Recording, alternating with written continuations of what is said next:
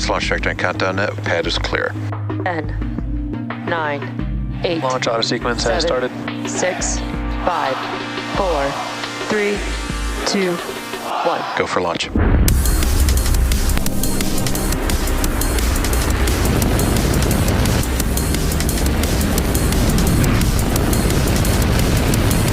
Vehicle is supersonic. Stage separation confirmed. Dragon, separation confirmed.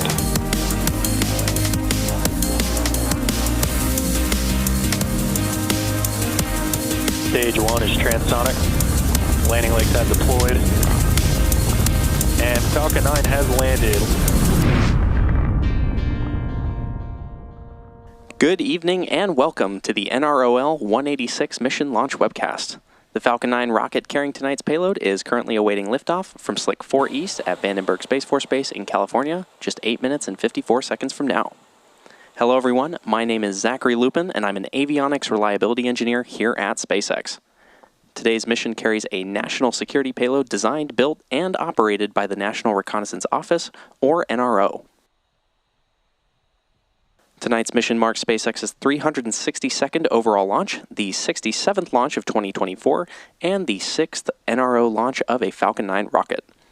This mission continues the NRO's development of cutting-edge capability that delivers critical information that can only be obtained from the vantage point of space. And while it's a bit cloudy at Vandenberg Space Force Base tonight, both the range and vehicle are currently green, and we are on track for an on-time liftoff at 8:14 p.m. Pacific Time. Now, it's also worth noting that we will not be showing any Stage 2 or payload deployment views at the request of the customer. For now, let's meet the vehicle and learn a little bit more about the most flown U.S. launch vehicle ever, our Falcon 9 rocket. Falcon 9 is a two-stage rocket developed and manufactured by SpaceX, known for its safe, reliable, and cost-effective access to space. It's also the first and currently the only orbital-class rocket capable of reflight. Starting at the top of the vehicle is the payload fairing, which is a protective shell that encases the payload or satellite being sent to space. Made of a carbon composite material and having a 17-foot diameter, the space within the payload fairing is able to comfortably contain your average-sized fire truck. That fairing, made up of two halves, will separate and jettison away from the vehicle, exposing the payload once Falcon 9 reaches space. Continuing on down the vehicle, we have the second stage. The second stage is powered by a single Merlin vacuum engine, or MVAC engine, which is optimized to perform in the vacuum of space. After stage separation, the MVAC engine will ignite and carry the payload to its final orbit.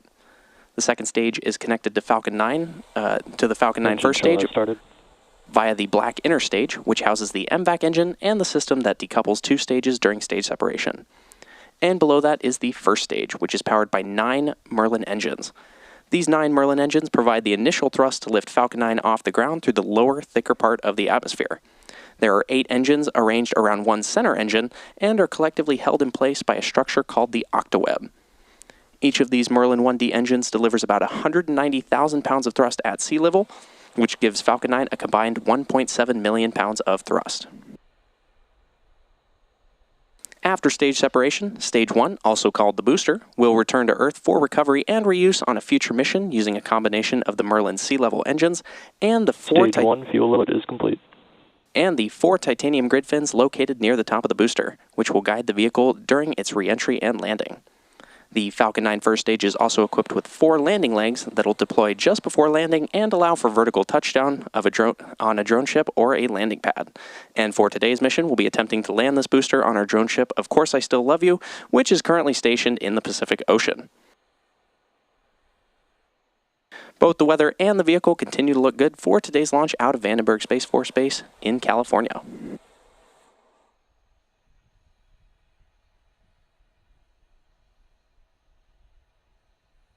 The Falcon 9 booster supporting today's mission is flying for its 8th time tonight, having previously supported NASA Crew 7, CRS-29, PACE, Transporter 10, EarthCare, and 2 separate Starlink missions. The payload fairings supporting tonight's mission are also flight proven, with one half flying for its 13th time and the other flying for its 7th time.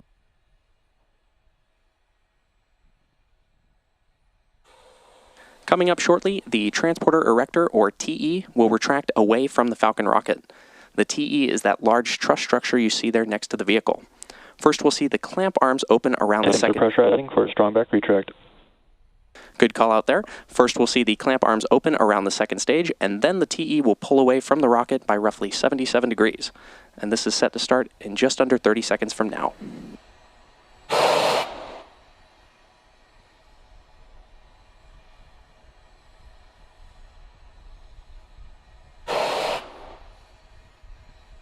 Strongback retract has started. And good call out there that Strongback retract has started.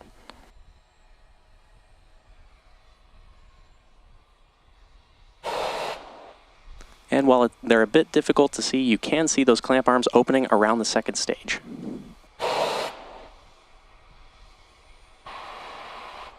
The first stage is connected to a launch mount at the base of the TE, but the TE is hinged and will retract away from the vehicle in preparation for launch. You may hear the TE referred to as the Strongback from the launch team, and it does a lot of heavy lifting in the lead up to launch. It's designed to transport, raise, and support Falcon 9 at the launch pad. The TE is also equipped with umbilicals or flexible lines that are used to route the vehicle's fluids, power, and telemetry from the ground systems to the rocket and payload until Falcon 9 switches to internal power and clears the pad.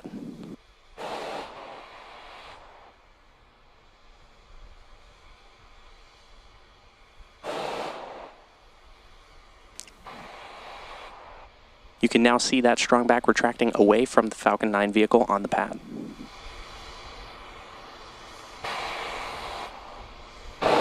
At this point in the countdown, both the first and second stages are nearly fully loaded with 1 million pounds of rocket-grade kerosene fuel and liquid oxygen. And both the first and second stages should finish propellant loading about a minute apart from each other, with the first stage finishing up at the T-3 minute mark. Stage 1 LOX load is complete. And there's that call out for stage 1 LOX loading completion, and the second stage will finish up at around the T-2 minute mark.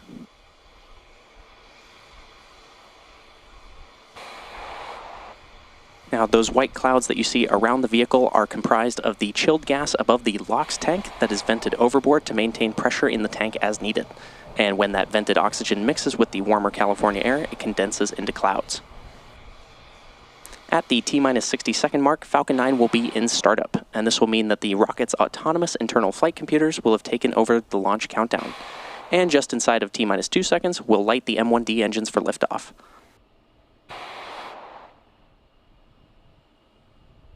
The NRO payload continues to be healthy, and the Falcon 9 team is tracking no issues on the rocket.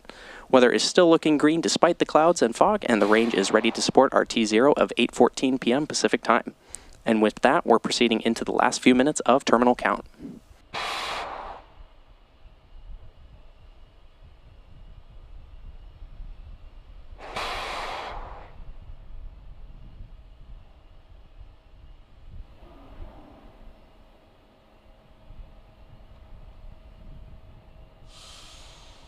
Stage 2 LOX load is complete. And there's that call out that stage 2 LOX loading is complete on the vehicle. Ground gas close out for start. And good call out from there. In about 24 seconds, we should hear that call out that Falcon 9 is in startup, which means that the vehicle's autonomous flight computers will have taken over the launch countdown.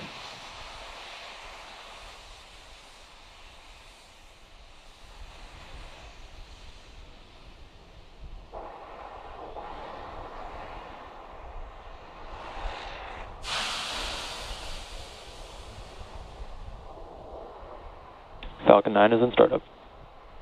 And there's that call out that Falcon 9 is in startup. Coming up in just a few moments, we'll hear the launch director, or LD, give the final go for launch.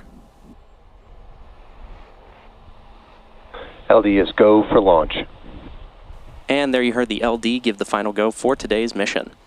At T-38 seconds and counting, all systems are go for launch of Falcon 9. So let's sit back and watch as Falcon takes the NROL-186 mission to space. T-30 seconds.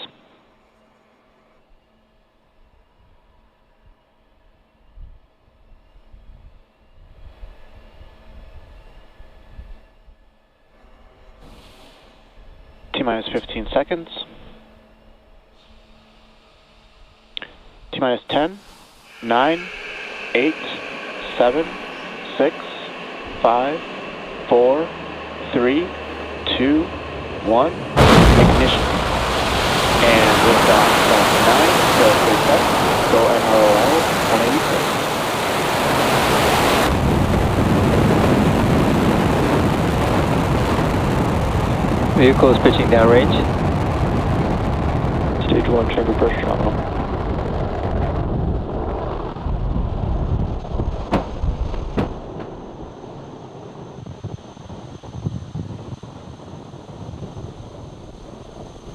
At T plus 30 seconds, Falcon 9 has successfully lifted off from Slick 4 East at Vandenberg Space Force Base in California. Coming up next, the vehicle will be passing through Max-Q, which is the point in the mission profile where the vehicle will experience the greatest amount of aerodynamic pressure as it ascends. Power and telemetry nominal. Good call out there. We should hear that call out for Max-Q in about 15 seconds from now.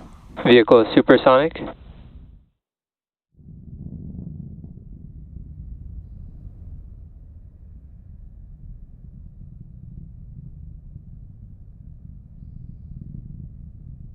Max-Q.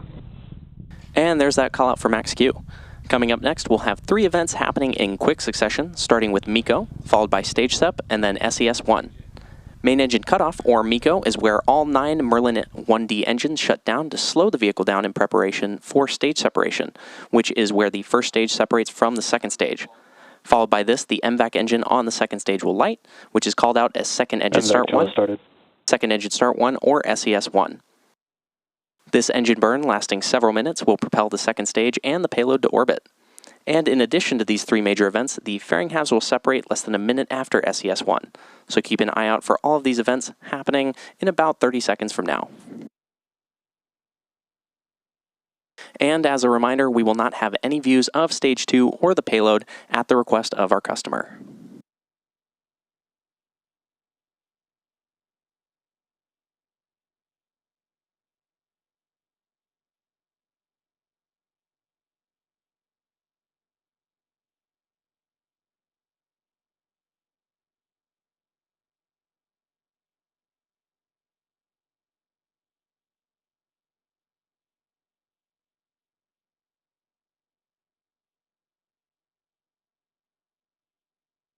Main engine cut off.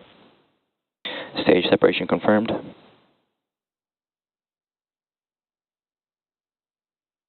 MVAC ignition.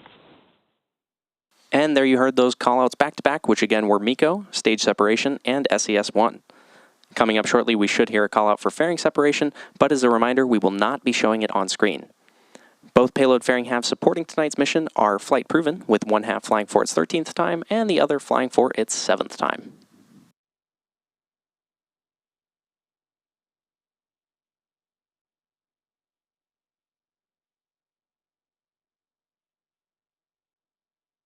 Fairing separation confirmed.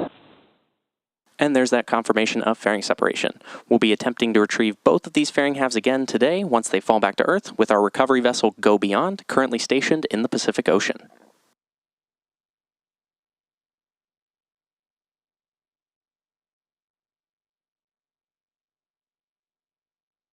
We're currently at T plus 3 minutes and 36 seconds into today's mission.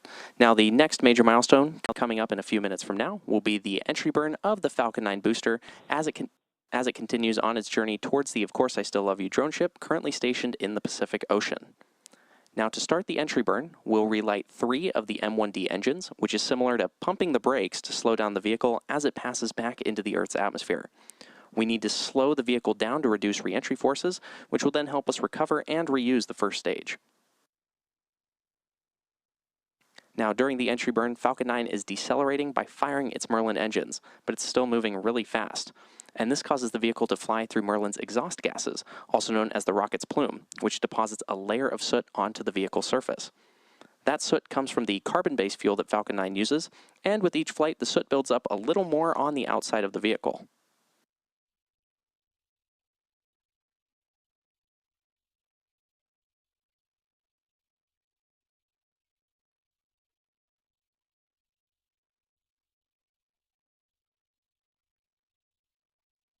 Reusability is key to lowering the cost of spaceflight, which enables more investments in critical space infrastructure, and in today's case, for national security. The Falcon 9 first stage that is supporting today's mission is flying for its 8th time today. This booster previously supported NASA Crew 7, CRS-29, PACE, Transporter 10, Earth Care, and 2 Starlink missions.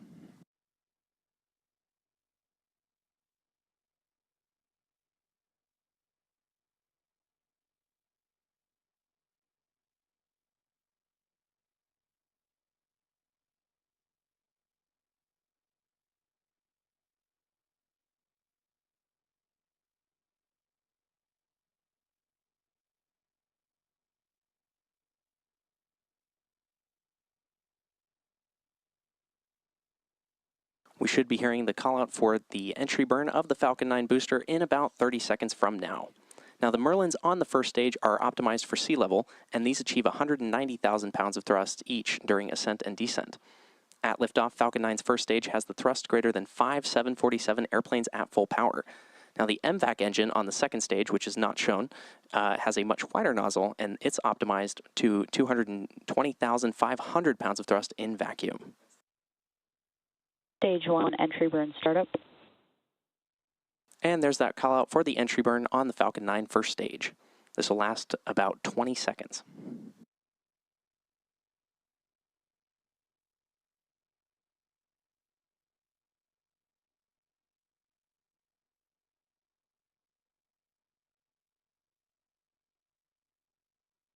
Stage 1 entry burn shutdown. And there you heard that call out for entry burn shutdown on the Falcon 9 first stage. Vehicles are on nominal trajectories. And good call out there. Now, as the vehicle descends through the Earth's atmosphere, be sure to watch that stage 1. FTSS saved. Be sure to watch the stage 1 telemetry on the bottom left-hand corner of your screen, which will show the vehicle rapidly decelerating as it descends back to Earth.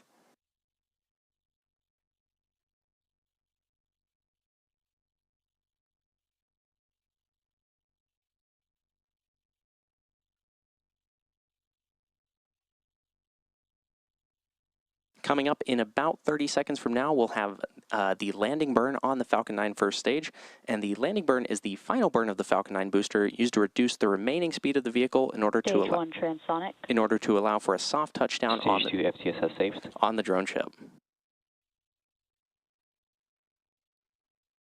We should be hearing that call out for the landing burn startup in just a few moments from now.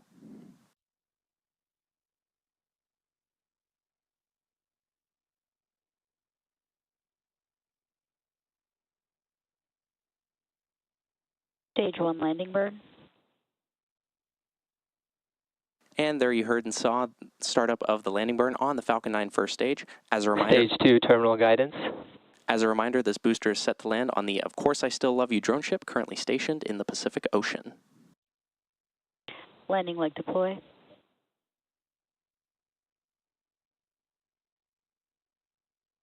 Stage 1 landing confirmed. And there you heard and saw a successful call out of the Falcon 9 booster landing on our drone ship, Of Course I Still Love You. This was the 8th launch and landing for this first stage. This landing marks SpaceX's 326th recovery of an orbital class rocket, including first stage landings for Falcon 9 and Falcon Heavy.